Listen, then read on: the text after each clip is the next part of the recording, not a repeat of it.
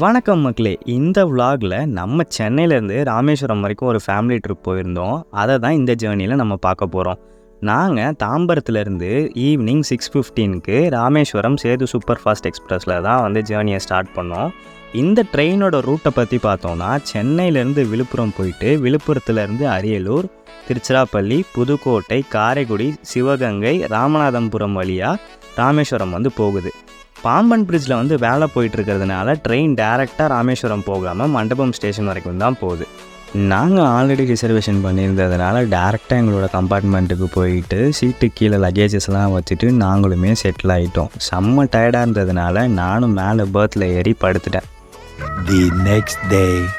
கரெக்டாக விடிய காலைல 4 மணிக்கு நாங்கள் மண்டபம் ஸ்டேஷனை வந்து ரீச் ஆனோம். செம்ம க்ரௌடாக இருந்துச்சு. ஆனால் காலைல 4 மணிக்கு கூட கால் டாக்ஸி, ஆட்டோ, ட்ராவலர்னு நிறையவே வந்து அவைலபிளாக இருந்துச்சு. கோவில் வாசலுக்கே டேரெக்டாக போகிற மாதிரி பஸ்ஸுமே அவைலபிளாக இருந்துச்சு. நாங்களுமே பஸ்ஸில் தான் ட்ராவல் பண்ணோம். கரெக்டாக கோவிலோட வாசல்லே வந்து இறக்கி விட்டாங்க. அங்கே பக்கத்துலேயே ஒரு டீ கடை இருந்தது. நாங்களும் அங்கே போய் டீ குடிச்சிட்டு கொஞ்ச நேரம் வெயிட் பண்ணிகிட்டு இருந்தோம். Few minutes later. டீயெல்லாம் குடிச்சு முடிச்சுட்டு விடிஞ்சதுக்கப்புறம் நாங்களும் தெற்கு வீதியிலேருந்து வடக்கு வீதி வழியாக கடலுக்கு போகலான்னு கிளம்பிட்டோம். நாங்கள் ராமேஸ்வரம் போனதுக்கான மெயின் காரணமே என்னோட தாத்தா பாட்டிக்கு திதி கொடுக்கறதுக்காக தான் நாங்களும் போயிருந்தோம். ஒரு வழியாக நாங்களுமே கடலுக்கு போயிட்டோம். கடலுக்கு போய் பார்த்தா ஓரளவுக்கு மக்கள் கூட்டம் அதிகமாகவே தான் இருந்துச்சு. அப்படியே கடற்கரை கிட்ட பார்த்திங்கன்னா இந்த திதி கொடுக்கறதுக்குன்னு இருக்கிற அந்த பூசாரிங்கெல்லாம் வந்து உட்காந்துட்டு இருந்தாங்க. அங்கே வந்து திதி கொடுக்கறதுக்கு நார்மலாக நீங்கள் வெறும் திதி மட்டும் கொடுக்க போகிறீங்க அப்படின்னா 1500 வந்து சார்ஜ் பண்ணுறாங்க. இல்லை கோமாதா பூஜையெல்லாம் பண்ணோன்னா 2500 ருபீஸ் வந்து சார்ஜ் பண்ணுறாங்க. திதி கொடுக்கறதுக்காக டேடியும் கடல்லேருந்து போய் தண்ணி எடுத்துகிட்டு வந்திருந்தாங்க. அதுக்கப்புறம் டேடியும் மம்மியும் சேர்ந்து பிண்டம் உருட்டுறதுக்காக மாவு வந்து உருட்டிகிட்டு இருந்தாங்க.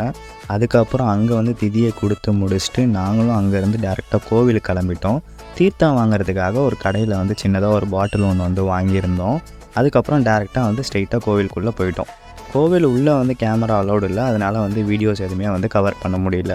கோவிலில் அர்ச்சனையெல்லாம் பண்ணி முடிச்சுட்டு சாப்பிட்லான்னு நாங்கள் போன ஹோட்டல் தான் ஹோட்டல் சரவணபவன். ஸோ கோவிலுக்கு போயிட்டு அர்ச்சனையெல்லாம் பண்ணியிருக்கோம், நான்வெஜ் சாப்பிடக்கூடாதுன்னு சொல்லி வெஜ்ஜு ஹோட்டலுக்கு வந்து கூட்டிகிட்டு போயிட்டாங்க.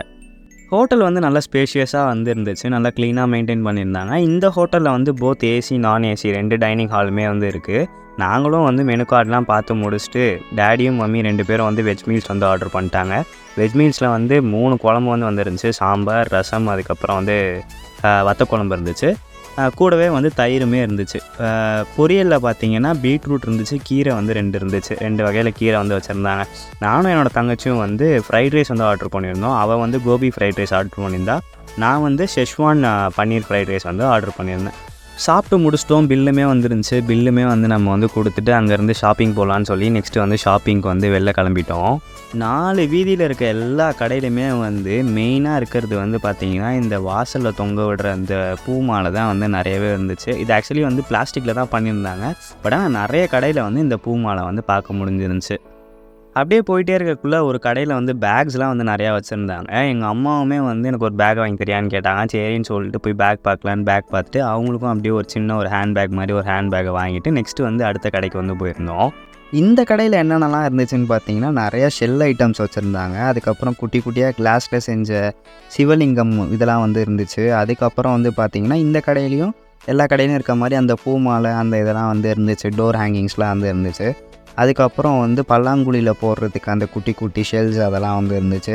அப்புறம் இந்த கடையில் ரொம்ப இன்ட்ரெஸ்டிங்காக என்ன இருந்துச்சுன்னா ஷெல்ஸில் வந்து பேர் எழுதுனாங்க.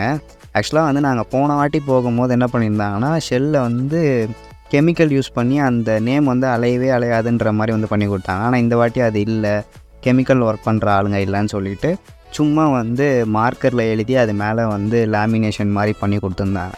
நம்மளும் வந்து அப்படியே நம்ம சேனல் நேமில் வந்து ஒன்றத்தை வந்து அப்படியே வாங்கிட்டோம். ஷாப்பிங்லாம் முடிச்சுட்டு நாங்களும் அப்படியே வந்து கிளம்பிட்டோம் மண்டபம் ஸ்டேஷனுக்கு. போகிற வழியில் தான் வந்து இந்த ராமேஸ்வரம் பிரிட்ஜு பார்த்தோம். ஒர்க் வந்து போயிட்டு தான் இருக்குது.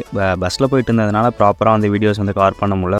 ஃபைனலாக மண்டபம் ஸ்டேஷன் வந்து ரீச் ஆகிட்டோம். ஆக்சுவலாக வந்து பார்த்திங்கன்னா நேற்று ஜேர்னி ஸ்டார்ட் ஆன மாதிரி அதே 6:15க்கு தான் இங்கேருந்து ட்ரெயின் வந்து திருப்பி சென்னைக்கு வந்து போகுது.